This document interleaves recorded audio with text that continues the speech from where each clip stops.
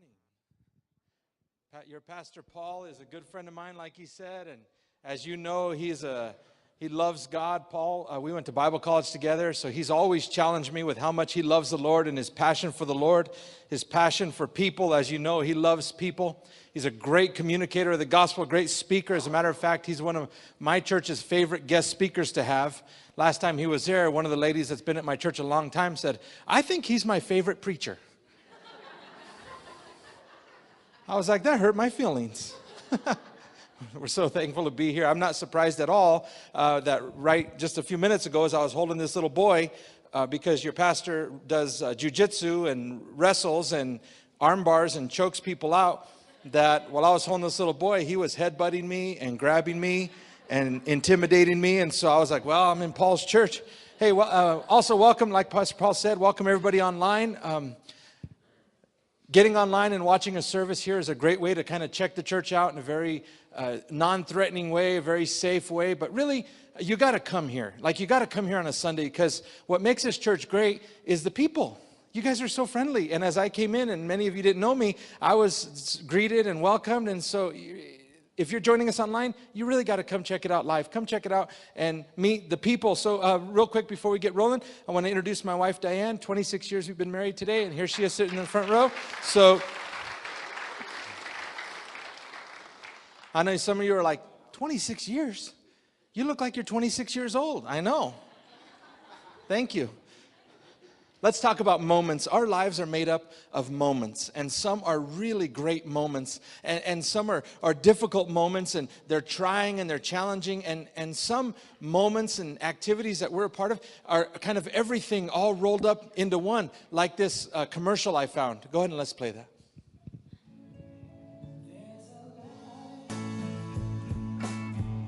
A certain kind of light that never shone on me.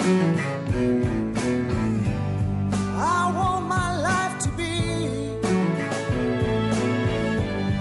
what God does it do. If I ain't got you, ain't got you, baby, you don't know what it's like to love somebody the way I love you. Oh, you don't know what it's like. Baby, you don't know what it's like the way I love you. Can anybody relate to that? Having kids is kind of, it's everything all rolled up into one. Wouldn't you agree? Now, Jesus talked a lot about the moments that we have in our lives and how we spend those moments. In Luke chapter 12, we're going to start in verse 16. He tells a story of a rich man. This is Jesus talking. And he said, the ground of a certain rich man produced a good crop. He thought to himself, what should I do? I have no place to store my crops. Let me stop right there real quick.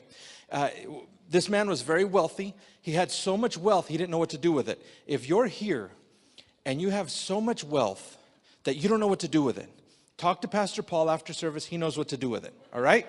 Okay, let's keep going. So then he said, this is what I'll do. I will tear down my barns and build bigger ones. There I will store all my grain and my goods. And I'll say to myself, you have plenty of good things laid up for many years. Take life easy. Eat, drink, and be merry.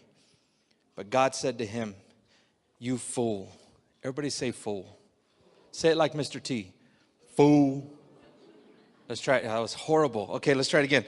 Ready? 1, 2, 3. There you go. All right. Now, anytime God says that you're a fool, that should get our attention right there, okay? So God said to him, you fool. This very night your life will be demanded of you. Then who will get what you've prepared for yourself? As we talk about moments in our lives, the first thing I want you to get from this story is this. Focus on today. This guy was so focused on the future and on what was going to happen that he missed what was happening today. And in his case, his life was going to be over today. He wasn't ready for it. I want to encourage you today to focus on today. God said, you fool, you're not getting there. Your life ends here. And many of us live over there. I remember when I first got glasses. And how many of you guys remember when you got glasses? And when I put them on, it was like HD. Does anybody remember that? And did anybody else do this? Did anyone do that? Because you're like, wow, look at that. Trees have leaves on them. That's incredible, right? My glasses were really good for looking out there, but you know what they were terrible for? Right here. Because when I walked, especially when I got to stairs, I couldn't really see good down here. I wasn't used to them. So I would do this. Did anybody else do that, right? To stairs, you're like, we're so good at looking out there, but sometimes we're terrible at focusing here. We get so focused on tomorrow, looking off in the distance, planning and scheduling and dreaming, that we miss what's happening here today. And it comes out in statements like this: when I get promoted, then things are really going to be good. Then I'll like going to work. Then I'll start enjoying life. When we pay off this bill, then our finances will be on track. Then we'll start to enjoy life. Who's ever said that? When we get this one thing paid off, then it's going to be awesome, right? But until then, life is awful. When I finish school, when I go back to school, when I get married, then things are really going to be good. Then I'll start to travel. Then I'll start to live. The married people say, when I get rid of you-know-who, then things are really going to be good, right?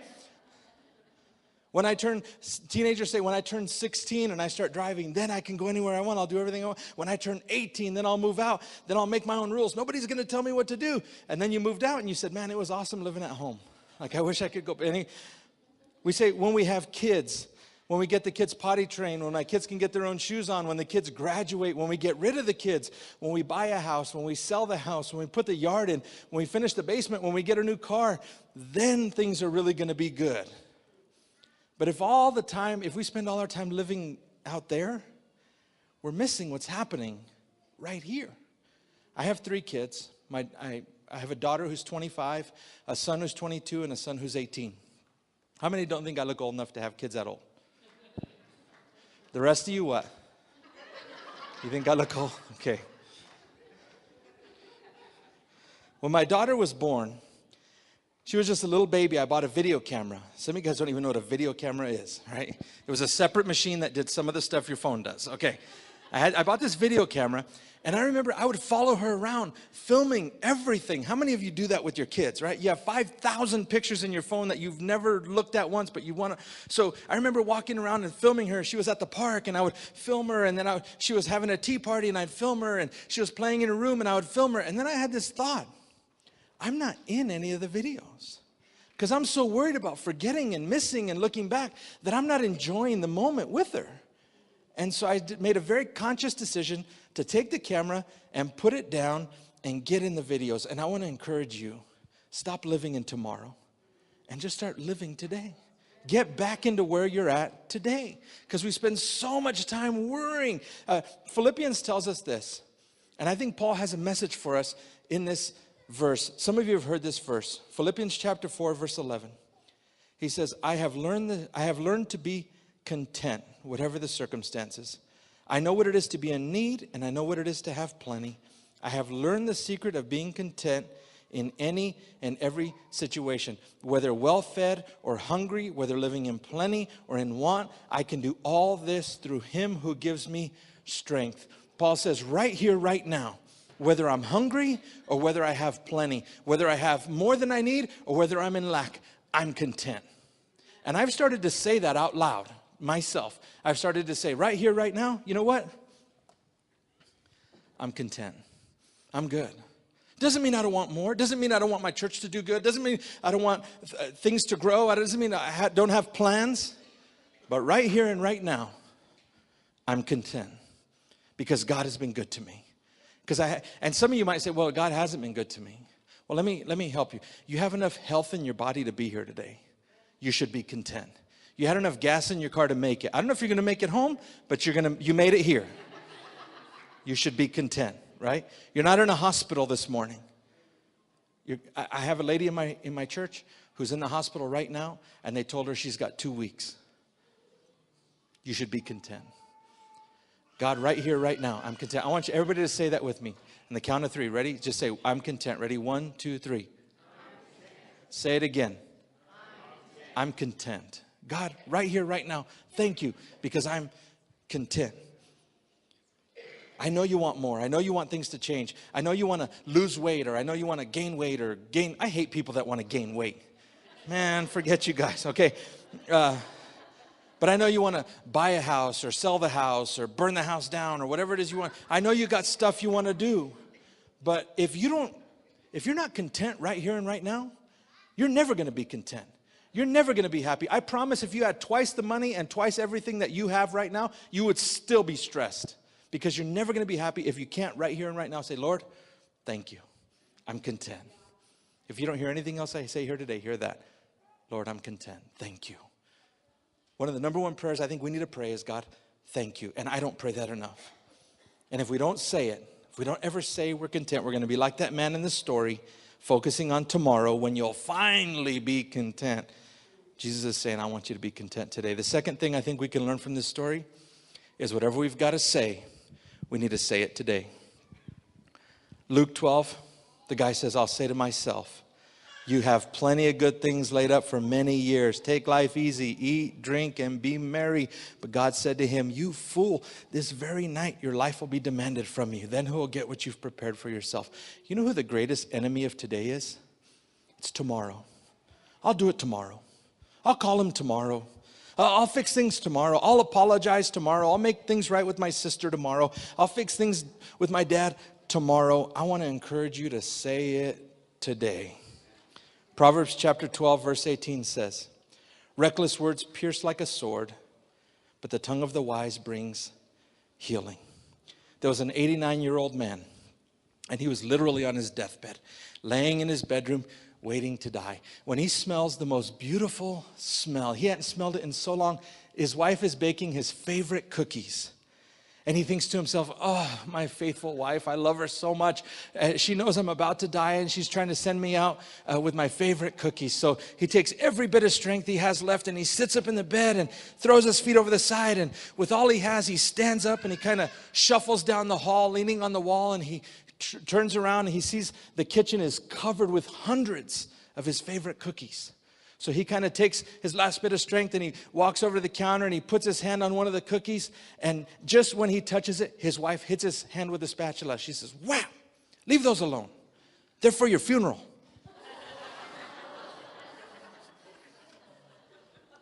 Sometimes words can hurt, right? Sometimes they don't bring healing. There was a teacher, her name was Helen Rosia. She was a junior high teacher. She had a math class, and during the middle of class, she said to her students, she was kind of done for the day. It was the end of the week. And she says, kids, here's what I want you to do. 7th grade math class. She says, I want you to take a sheet of paper out and write your name at the top. And then I want you to pass it to the right. And whosever paper you get, I want you to write the nicest thing you can think of about that person. So they did that. And then they passed it again. And eventually everybody in the class had written on everybody's paper. Then Helen sent their students home and forgot about the assignment.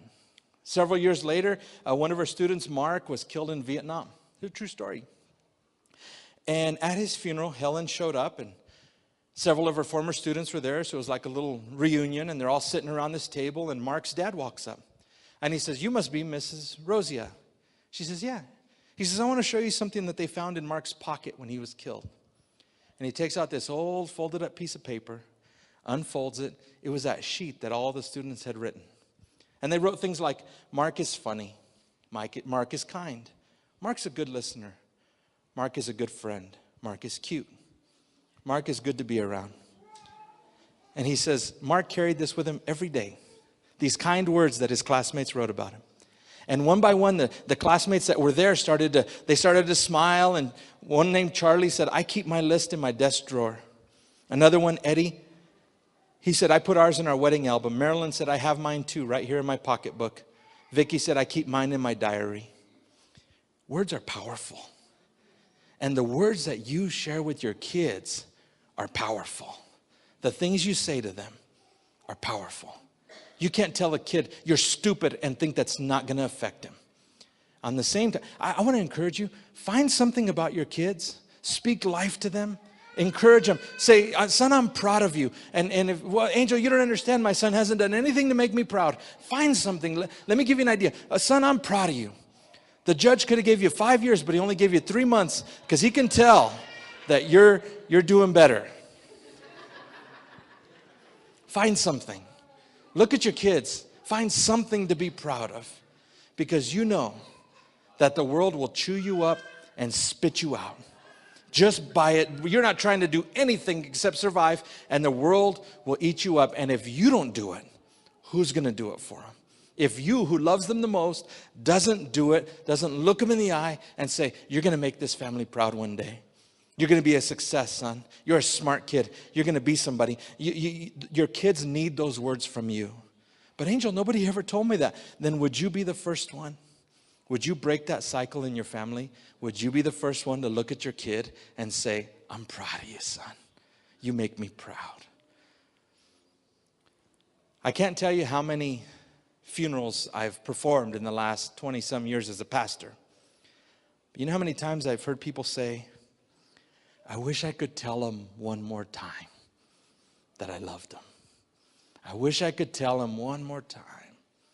It's difficult when it's a grave. But for some of you, it's not too late. On September 11, 2001, I'm sure many of you remember where you were at and what you were doing when the trade towers were hit. And I just learned that freshmen in high school were not alive when that happened. Man, that makes me feel old. Doesn't that make you feel old?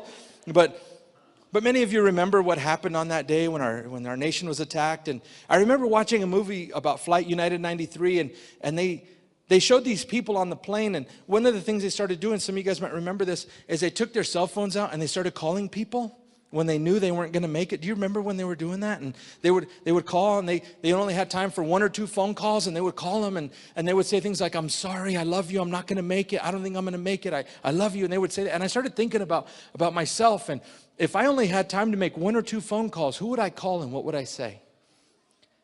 Today I want to encourage you. If you got a phone call to make it. Call them. I thought about, who would I call? I don't think I would have called the dog groomer and said, Gracie's not going to make it today for her appointment. Or I don't think I would have called the lawnmower guy and said, I'm not going to pick up my lawnmower. We wouldn't have, but don't we spend so much of our lives on that stuff? On that stuff that at the end of the day doesn't really mean anything? Today I want to encourage you. If you've got an issue with somebody, call them. Say it today. I'm sorry. I forgive you. I love you. Let's move past it. Forgiveness doesn't always mean reconciliation. I get that. There are some things in life that happen that the relationship is over. But as far as you're concerned, say it. Let it go. I'm sorry. I forgive you. I love you. The third thing I think we can learn is hold on today. 2 Corinthians tells us, chapter 4, verse 17, for our light and momentary troubles are achieving for us an eternal glory that far outweighs them all. Our light and momentary troubles are achieving for us an eternal glory that far outweighs them all. The troubles that you have right now, in comparison to God's power and in comparison to eternity, are light and momentary. They don't seem that way at the time. When they're turning off the lights, that doesn't seem momentary, right? That does not seem light. Who's ever had your credit card decline? That does not seem light or momentary, right? And you say, it must be a new card. I'll be right back, right? We've all been there. But at the end of the day, it's light and it's momentary. The reason we give up is because we think this moment that we're in right now is never going to end. We think it's never going to get better. Corinthians tells us that whatever you've got going on right now is light and momentary. But Angel, I've got something serious going on. My health is failing. Let me tell you, it's light and momentary in comparison to eternity. When we look back on what God did in our lives and what he didn't do, we're going to look back one day in 100 years or 500 years. We're going to look back and we're going to realize everything that God did and didn't do, he did it perfectly. In light of eternity, our problems today are light and momentary because they are achieving for us an eternal glory. My favorite movie, I've been preaching about this movie for 20 years. It's called Braveheart. You ever see that movie, Braveheart? Yes, Braveheart. Okay. Freedom! Okay. If you've never seen the movie, let me give you a little background. There are 2 armies, the English army and the Scottish army. And the Scottish army are these young, the small ragtag group of farmers that are trying to fight for their freedom. The English army are the huge army. They're the bad guys. And so they get ready to have a battle. And the Scottish Army don't have enough soldiers. They don't have enough weapons. They don't have horses. But they have Mel Gibson and this awesome blue paint that they put on their faces. And so Mel Gibson comes up with a plan. He says, when those guys charge at us with their horses, here's what we're going to do. We're going to get some tree limbs. We're going to sharpen them to spears. And then we're going to wait. And as they charge at us, at the very last second, we're going to lift them up and kill their horses. Now, those guys on the horses aren't real fighters. They can't really fight. So once they're off their horses, we got them. But here's the key. We've got to be patient. So we're going to watch a little clip of this. And he says a word over and over. He says, hold. Because he's telling his guys, hold on. Be patient. If we do it too fast, it won't work. They'll stop their horses. It's not going to work. Go watch it. Did you hear that word he kept saying over and over? Hold. Some of you are in a fight right now, and you don't know what to do. I drove here from Greeley to give you one word, hold. But my marriage is a mess. I don't know how we're going to make it. Hold. But my kids are out of control, Angel. I don't know what to do about it. Hold. But my boss is driving me crazy. Hold. The road is so hard. School is getting so hard. I don't know if I can make it. Hold. I went to school. I started my college education. I had 2 kids. I was 23 years old. I know what it feels like to sit in the library and think, what am I doing here? Why am I doing this? I know what it feels like to sit there and want to cry because you have to write a 10-page paper in 2 hours. Hold. God is with you. God is beside you. These light and momentary troubles are obtaining for us an eternal glory that far outweighs the trouble if you will just hold. But Angel, you don't understand. No, you don't understand. Sometimes God is calling you to stand. He who stands firm to the end will be saved. Jesus said that. Some of you, all you have to do is hold. If you'll just stand and hang on, God will do his thing. About a year ago, my wife went in for a mammogram, and they did a test on her, and they said, we found something. We've been married at that time 25 years. We have 3 kids, pastor a church. And my immediate response was, God, how could you do this? Have you ever felt like that? God, how could you do this? Why didn't you do something? And I felt like the Lord was saying, Angel, hold. Just hold on. And she went through some tests. They did one test on her. They said it's going to take a few days to get the results. Have you ever been through a few of those days? You feel like a fish in a blender waiting for someone to turn it on because you're just tense and waiting and stressed. If you've ever been like that, you know what I'm talking about. And at the end of that time, we were sitting in our bedroom, and she got a phone call from the doctor. And the doctor says, it's nothing, you're fine. And I felt like the Lord said, see, I told you. Hold. Some of you, that's what you needed to hear today. That's why I came here. Those of you that are joining us online, hold. Don't give up. Don't quit. I know you're going to find this hard to believe, but I do triathlons. I know. Look at me. I know, okay? I've done 4 triathlons. And I tell myself over and over when I'm in the middle of the triathlon, first I tell myself, what are you doing? This is stupid. Why are you doing this? You're killing yourself. I know, I'm sorry. I tell myself this over and over. You're not exhausted. You're just uncomfortable. There's a difference between being exhausted and being uncomfortable. Uncomfortable means everything is burning. My feet hurt, my back hurt, my hips hurt, my stomach hurts, my chest hurts, my lungs hurt.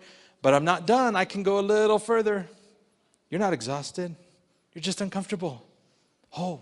Keep going. Last thing I want to share with you is this. A few weeks ago, my wife and I were at a pastor's conference in California. And it was in Southern California, in LA. Who's ever driven in Southern California, in LA area or Anaheim or any? It is the worst traffic you've ever experienced in your life. It'll take any Christian and strip the Christian off of them. And all your dirty words, and it's bad. And so while we're driving down there, I would get upset with the traffic. And I had an anger problem for years, and I felt like I got it under control. But I would say stuff, sarcastic stuff, mean stuff. I'd make fun of the other driver or whatever. And it's just not good for a pastor, all right? It's just, so whatever. So I'm being vulnerable. Okay, so we're sitting in a pastor's workshop. I'm sitting there by myself, and this pastor's talking, and I felt like the Lord said to me, Angel, you really need to get a hold of that anger thing. That little anger thing that you've got going on, it's not okay. And I was like, okay. And it wasn't this heavy rebuke or anything. I just felt like the Lord kind of put his arm on me and said, hey, you need to get a hold of that. It's like, all right. About an hour later, I met my wife for coffee. We're at Starbucks waiting for our drinks. My name is Angel, by the way. And we're waiting for our drinks. And I start telling her this story.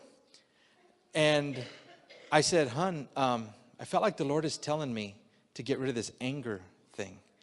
And as I'm saying that, the barista, she says, anger. Do you see how they spelled my name there? Anger. As soon as she said that, I was like, oh. I'm not drinking that. You know what the Lord was trying to teach me? The last thing I want to share with you. Relax today. You need a rest. We live in a time where our RPMs run at a stage that we were not designed to run like this.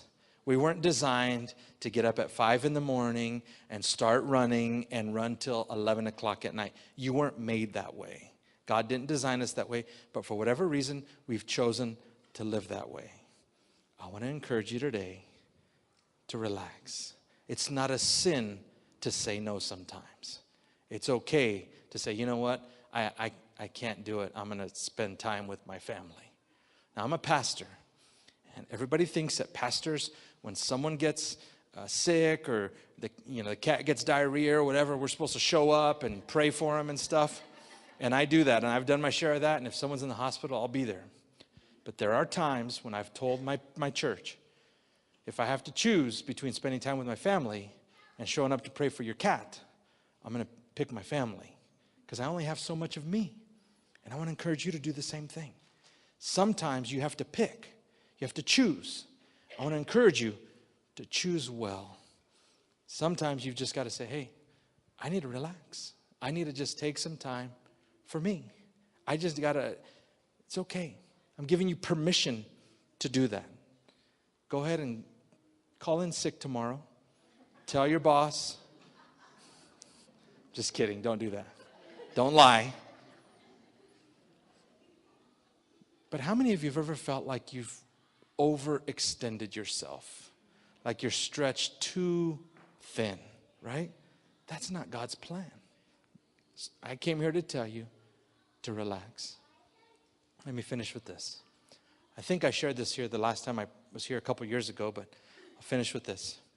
Told you that I've done triathlons before, and about 3 years ago, my daughter, I was about 40 pounds heavier than I am now, and my daughter came to me and said, Dad, I want to get married. That's not what any dad ever wants to hear, right? And I loved the young man that she was marrying. He was in our youth group, and so I've known him and his family for 20-some years. So I was happy that it was him. But still, your daughter. And I was like, I don't want to be so fat in the pictures. So I went on Weight Watchers and lost some weight. And then I said, I got to do something to keep it off. So I registered for a triathlon, okay? I've never run a 5K before in my life. But somehow I thought I could do a triathlon.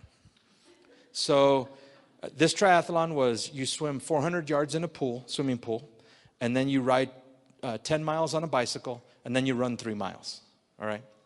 I'd never done anything like this in my life. I was a fat kid. I was a fat little kid the whole time, fat adult.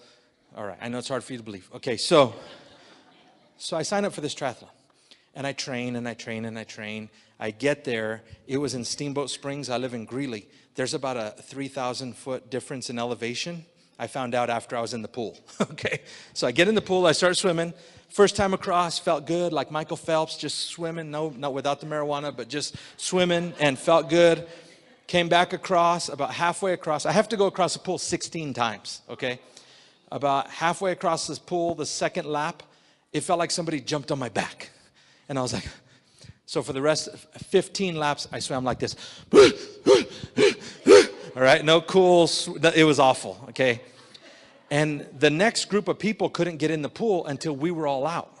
So there's 10 people standing on the pool waiting for me. Have you ever felt like that? Like, man, what am I doing here? Why am I doing this? Okay, so they're all waiting, and I felt bad because I thought they can't go till me, and I'm doing my best, I'm trying, but I can't breathe, and okay. I finally make it out of the pool, and I realize there's one more person still in the pool. I wasn't last. So I was, yes, what? You want some? Oh, come on. Then I found out he was 72 years old. I didn't care. I was beating somebody, right? I was pumped. So I get on the bike. The bike was you had to ride 5 miles straight up a mountain, and then you came back. So I get on the bike. You can't use music, so it's just, all I could hear while I'm on the bike is this. Okay? And then I hear someone say, on your left. It was that 72-year-old man passing me, all right? If I could have, I would have kicked him over, but I couldn't reach him. So I just, okay, right? Then he passes me coming back. Then we get to the run. I have to run 3 miles. It was out and back, 1.5 miles each way. As I'm running out, he's running back. And I see him, and I was already mad at him, like I hated him in my heart. And then he tells me something.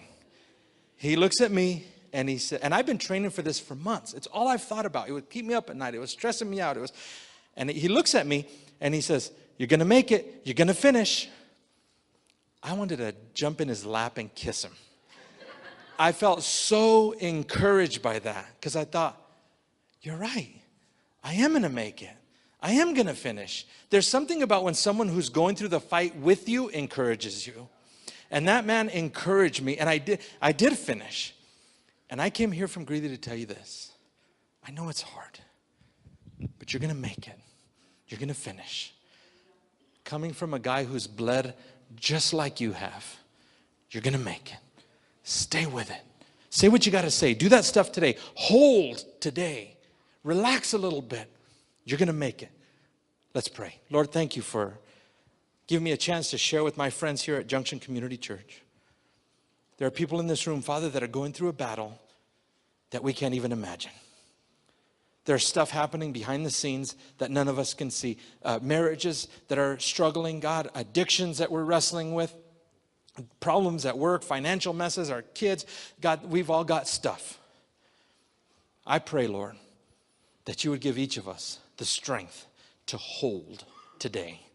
That we would be able to, you would give us your supernatural strength to hold through these light and momentary troubles so that we can see the glory that's behind them. So Holy Spirit, I pray you would give us your strength to hold. And if there's anyone here, God, that's getting ready to quit, would you encourage them? They're going to make it. They're going to finish this thing. They're going to get to the end of the race, and you're going to give them a reward. Thank you, God, for your goodness. In your name we pray. Amen.